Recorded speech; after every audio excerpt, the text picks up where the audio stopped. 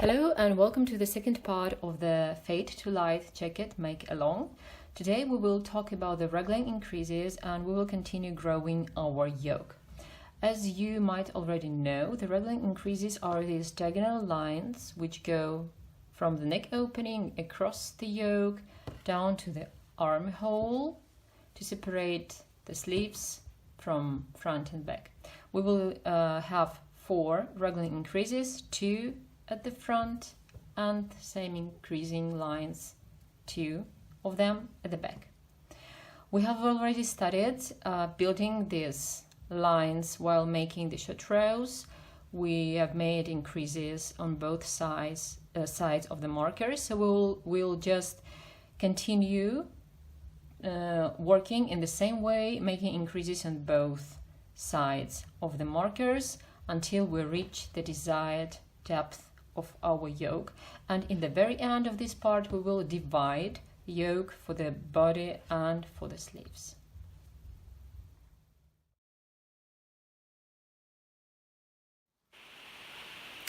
Okay, so we are finished with the short rows. This is our yoke after the 3 short rows. We have finished the last row on the wrong side, so the next row for the Raglan increases, the first row for the Raglan increases will be on the right side, and we see this marker, our right side marker. I'm using 2 colors for this video to show you how 2 whorls are changed for the bigger sizes with 2 whorls option. That's why I have 2 colors here. After the short rows we cut another whorl which ended at the back. We left a reasonable tail which will be worn later. So now we are ready to start the increases for Raglan. We should check if our markers for Raglans are in correct places. We should also check the stitch count after the last row to make sure that we did everything right, because on the next rows for Raglan increases we will have a lot of different increases in different places, and it will be a little bit difficult to stay on track. So we should make sure that after short rows our stitch count is correct, because it's not too late to change something, to remake something. Okay, Raglan increases are done in the same way as the short rows, so they are even easier than the short rows, because we will go always all the way around the yoke, back and forth, alternating right and wrong side, and we will be making increases at the Raglan spots as we did for the short rows. In the pattern you will see 3 increasing sets. First increasing set is for all sizes, the second increasing set is also for all sizes, and third increasing set is for some sizes, for medium, X large, 2X, 3X, 4X and 5X. So you should really read the pattern carefully to make exactly what you should do for your own size. For the increasing sets, each increase set has a different number of rows. The first one has 2 rows, the second one has 4 rows, the third one has 2 rows again, and this increasing set is repeated for a certain number of times. For every size it's a different number. So on one hand, Raglan increases are really easy to make in the terms of doing the pattern, just easy to understand that you go around the yoke and you make increases. But on the other hand, it's a little bit difficult to keep track on the rows, how many rows you made and where exactly the increases are done, because some rows include increases for all elements, so for the back, for the sleeves and for the front, and some rows include only increases for the back and front but not for the sleeves. And you should really be able to stay on track. You can either write down all the increasing rows by hand on the paper, or find out another way to keep track on increases, or you can use this handy tool which is called Row Counter Ring by Knit Pro Company for those who love to knit, but I would say that for those who love to crochet as well. I've got my ring from Schipjes as a present to try it out and to see if I like it or not. And I should say I like it, despite of being very pretty. You see, it's a colorful ring, so you can, it fits. Despite of being really pretty, I think it's quite handy for row counting. It consists of the frame and 2 turning circles on the top, both with the numbers from 0 to 9. You can see this light spot here. This is the beginning where you should put your 0, for example, and this is the beginning of your row counting. So this means that you made 3 rows. This means that it's really hot here and my hands are sweaty, so it's difficult to turn them, but they work. This means that you made 24 rows and so on. How we can use it for a Fatalite pattern. For example, increasing set 1 consists of 2 rows. We make row 1, row 2, and then in the pattern you will see how many times you should repeat these 2 rows. For example, for the smallest size, we repeat it 2 times. So I would use this ring in such a way that I would put to the left, I would put the number of increases. So I need 2 increases, so I will make the first one. And on the right side, I will put the number of the row, the first row. So this means that I'm making first increase and row 1, and then I will be making row 2. After this, I will repeat it once more, because for the smaller size I need to repeat, so that will be increase number 2. And again, first row and row 2. For increasing set 2, we have 4 rows, and for the smaller size, we should repeat it 5 times in total. So again, I would put 1 as the first increase, and then I would put the number of the row, 1, 2, 3, or 4. Wait. So this means that we're on repeat number 1 and we made 4 rows. And that's the first repeat. Then we make the second repeat. So I put 2 here and again 1, 2, 3, 4. So I would really recommend using this ring.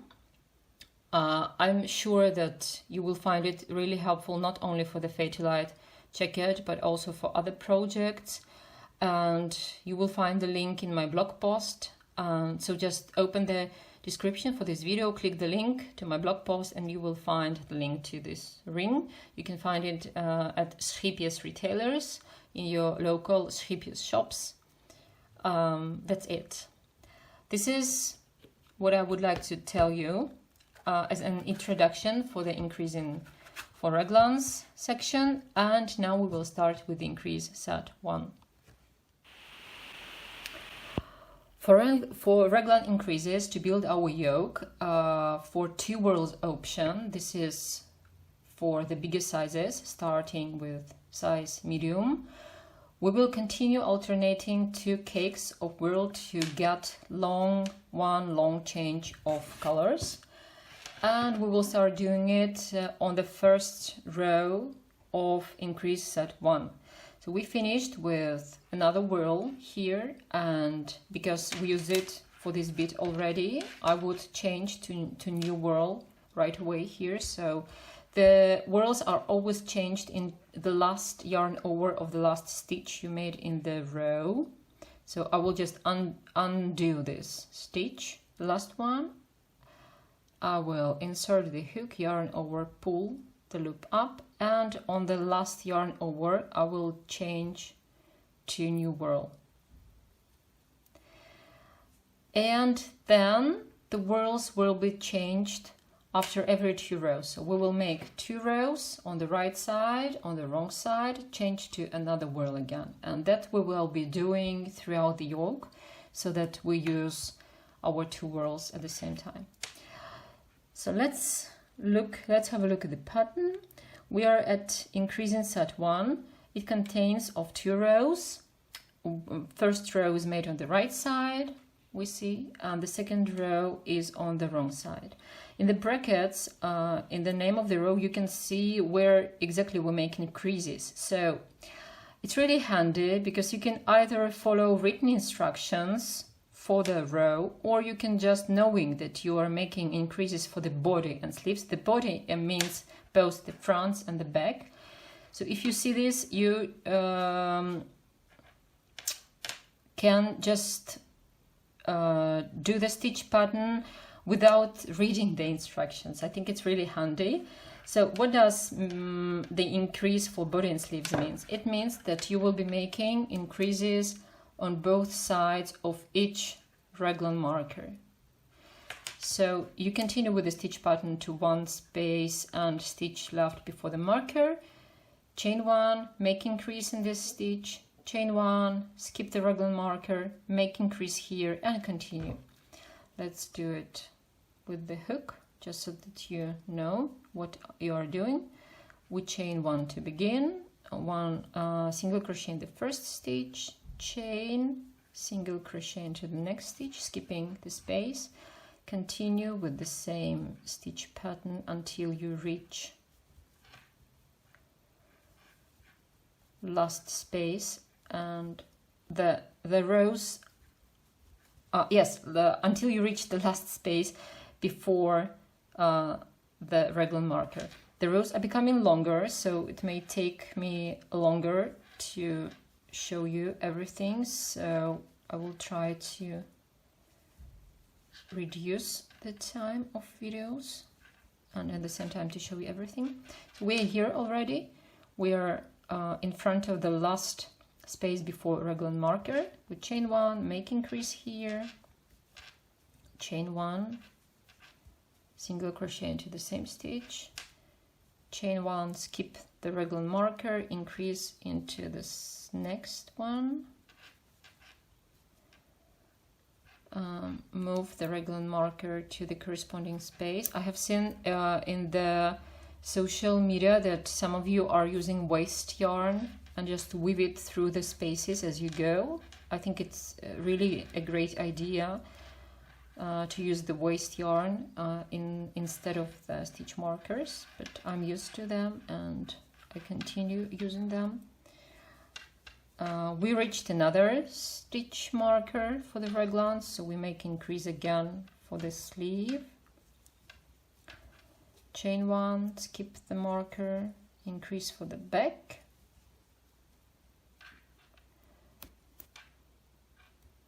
Okay, so now we will go across the back until the next marker. You see we don't have any beginning of the row marker, so we just continue with the same stitch across the back until we come to the sleeve, and I think I can stop here because it's clear.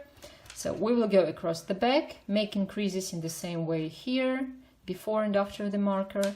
Again, go to this one, make increases in front and after the marker, and come to the edge. This is row 1, and see you here.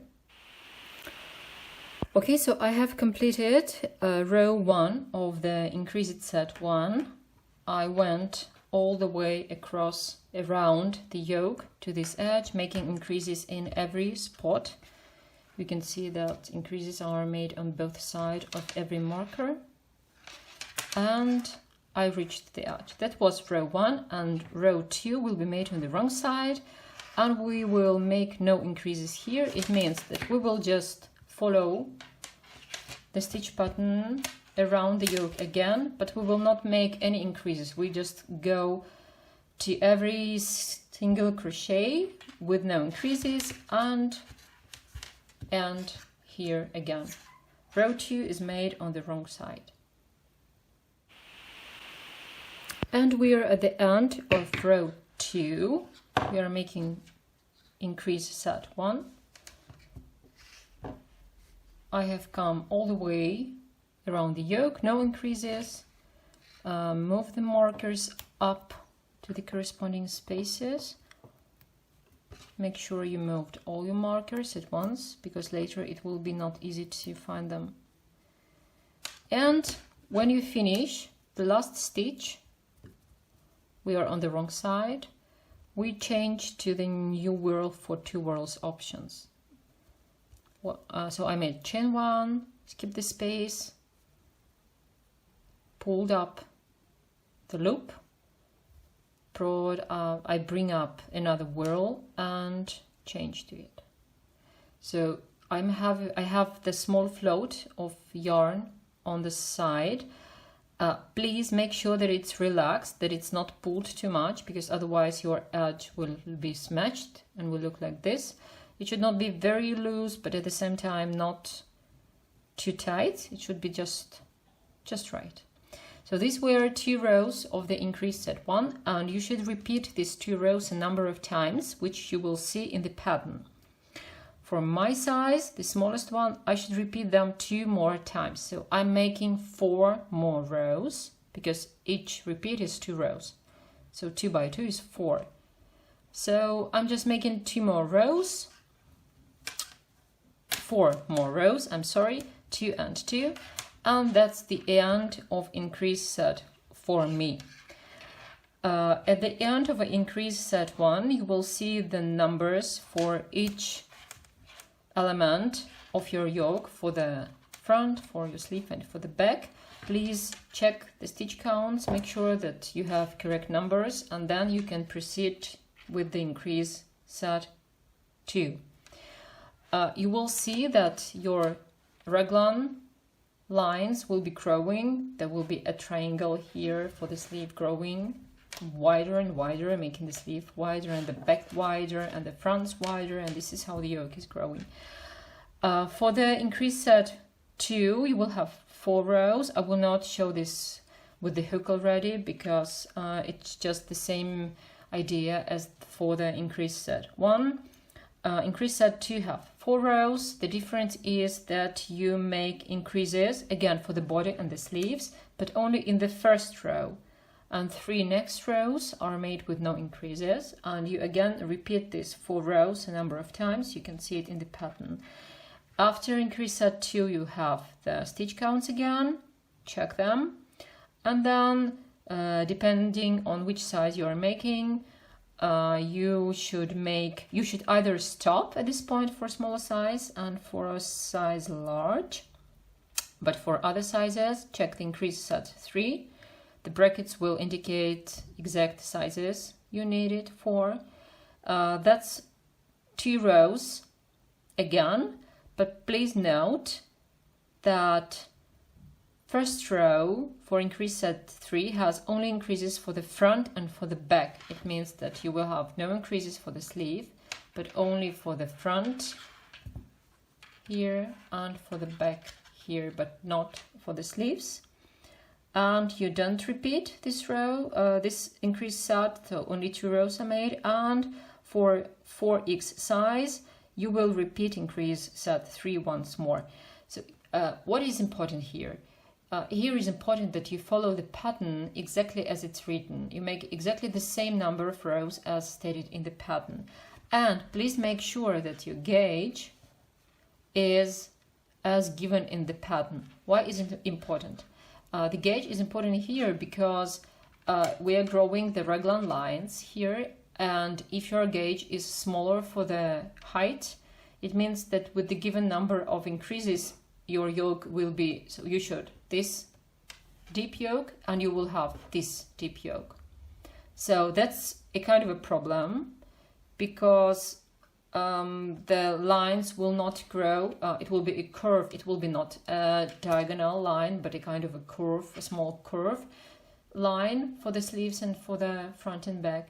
So if your gauge is not correct, your curve will be smaller and it should end with the bump on the first thing that you can get. And another problem is that you will have to add the number of rows to make your yoke as deep as in the pattern. In the next bit of the video, I will tell you how to measure the yoke and how to adjust it for your own bust.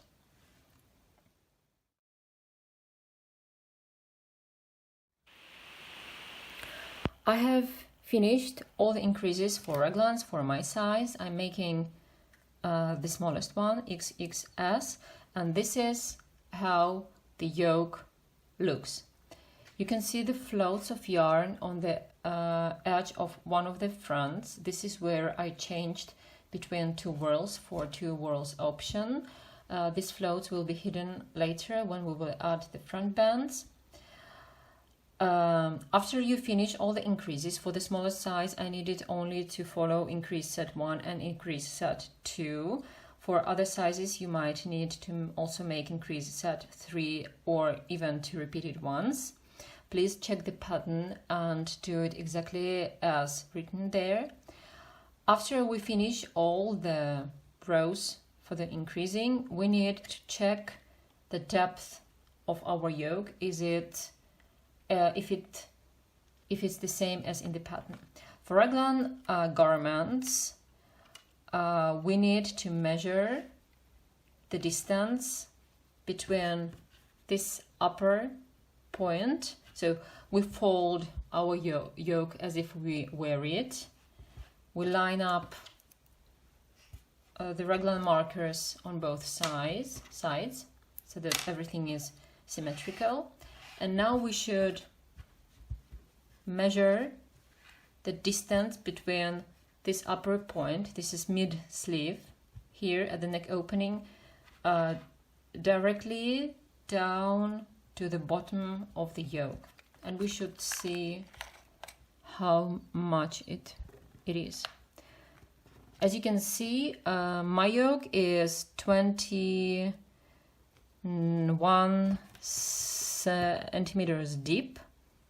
If I put just a little bit down, it can be even 22, so it's between 21 and 22. And if I check the pattern, it says for the smallest size it should be 21.5, so this is exactly what I should have for the smallest size. It means I'm okay with the gauge, with the sizing, and I have also checked the stitches, the stitch counts for front, sleeves and back to see if I'm doing it right. So first thing you need, after you finish all the increasing rows, you need to check the depth of your yoke in the way I showed you.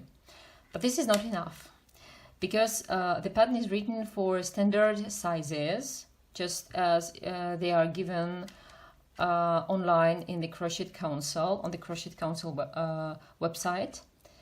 But we all are different. Our bodies are different.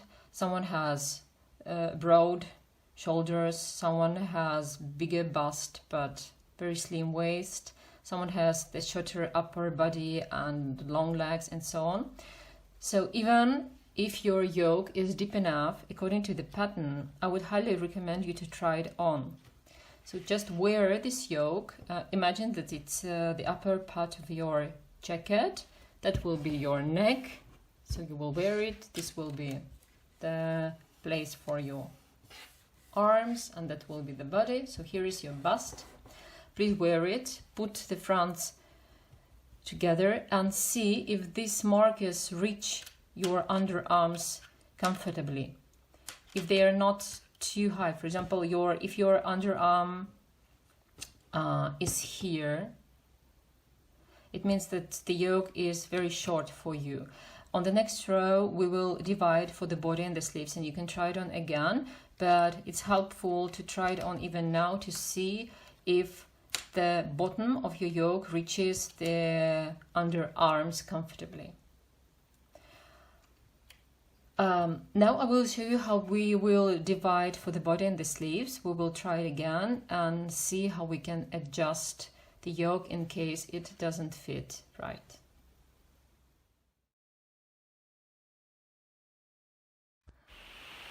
We have moved to the next part of our pattern, which is called separate for body and sleeves. 2 rows, we will need 2 rows for that, and they are the same for all the sizes. The first row is work on the right side. We should check if we are correct. I have changed to another whirl in the last stitch of the previous row because I will still continue to change between two whirls. On this first row, we will do the following thing. We will work with the stitch pattern across the front.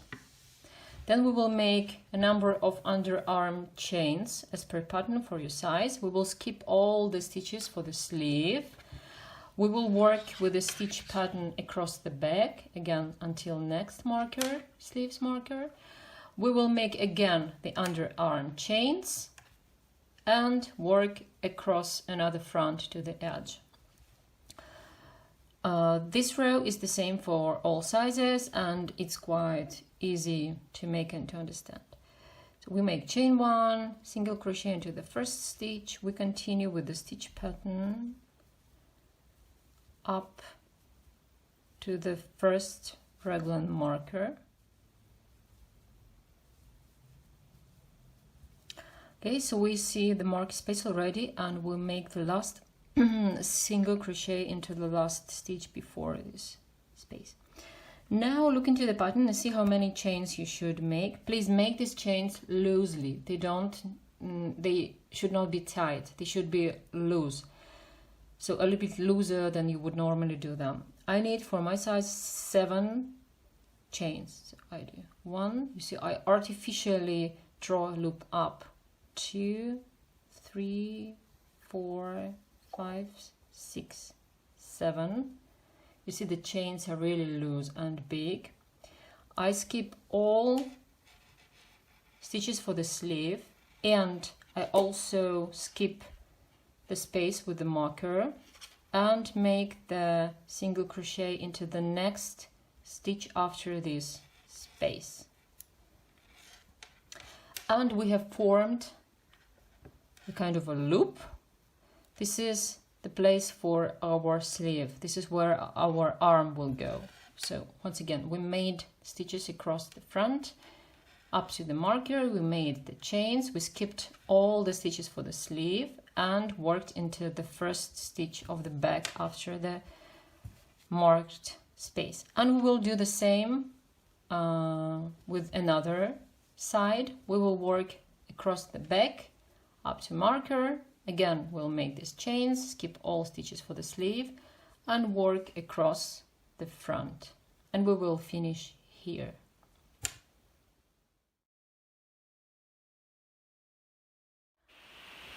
I have finished the first row of separation for body and sleeves, and let's see what we have. We have already 2 circles, 2 holes, 2 loops for the arms. So what you should do right now is try the yoke once again, putting your arms into this hole, so loops, and seeing if this underarm point is comfortable for you. The yoke will feel a little bit wired. It will not fit comfortably. It will pull up a little bit because it's not a finished garment yet. So please don't rely on these feelings.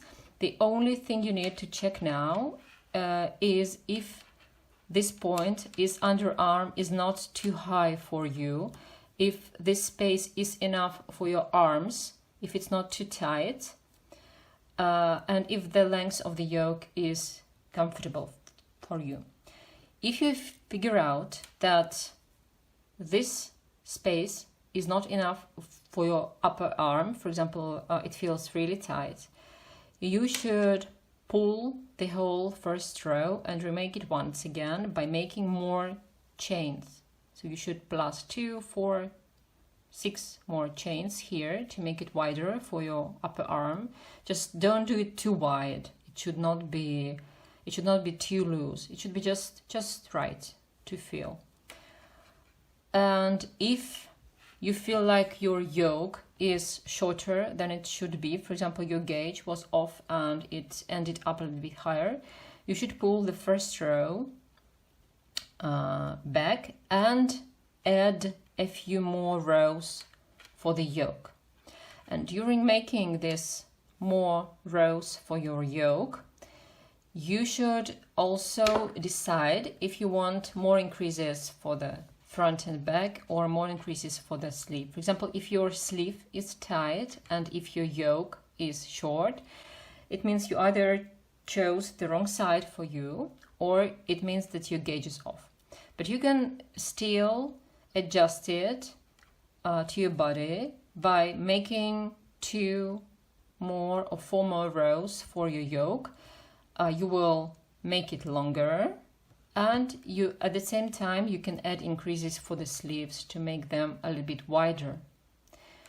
Here you can decide for yourself if you want increases only for the sleeves, or if you want increases only for the body and not for the sleeves, or you can just make 4 rows or 2 rows with no increases at all. It's also possible. So you will just make the yoke longer, but you will not add width for the body and no space for the sleeves. So this is something you need to decide for yourself and play with the rows and with the underarm chains to see what works best for you. After you reach the comfortable fit of your yoke, you should make this row 1 we have made now again to separate for body and sleeve. Try it on again, see if yes, it's comfortable, and then you can proceed to the next row or row 2 of the separation. This row is made on the wrong side, and we will continue with the same stitch pattern up to these underarm chains, and then I will explain you what we will be doing here. So we begin with chain 1, single crochet into the first stitch. We are using the same color. We don't change to another wheel because we change between the whorls after every 2 rows, and that's row 2nd.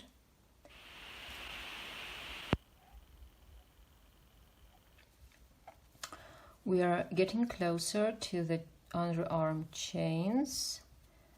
Here is the last single crochet before the underarm chain. And now we are at the underarm chain. So what we should do now is think of every chain as a stitch. So we continue with the same stitch pattern. We chain 1, skip the chain, and work single into the next chain.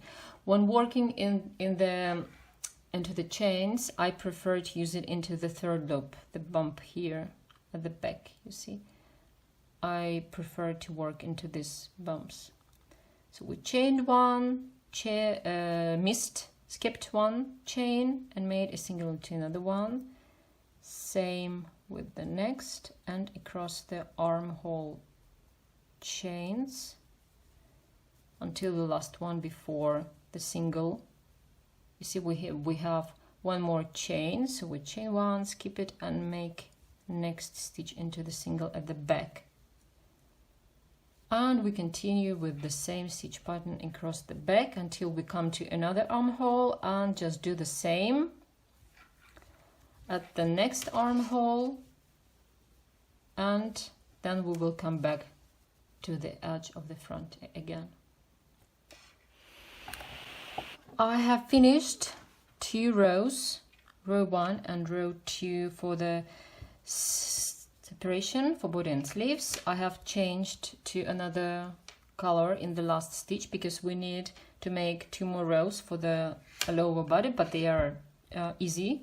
You just go across the body and across this bit with the underarm chains back and forth 2 times, and at this point we will be done with the yoke. Please try it on again to make sure you did everything right in terms of adjusting. If you adjusted the depth of the yoke, if you adjusted the armholes, make sure that armholes are not too tight. Maybe try it on with a t-shirt or shirt or blouse that you think you will wear with your jacket, so to make sure that it's not tight or too loose, because at this point it's not too late to remake and change anything. We have only made 2 rows, so if you still feel it's not comfortable, you can pull them down and adjust again. This is our yoke, and this is the end of part 2 of the Fade to Light Jacket Make Along, and see you next week when we will be talking about the sleeves. Bye.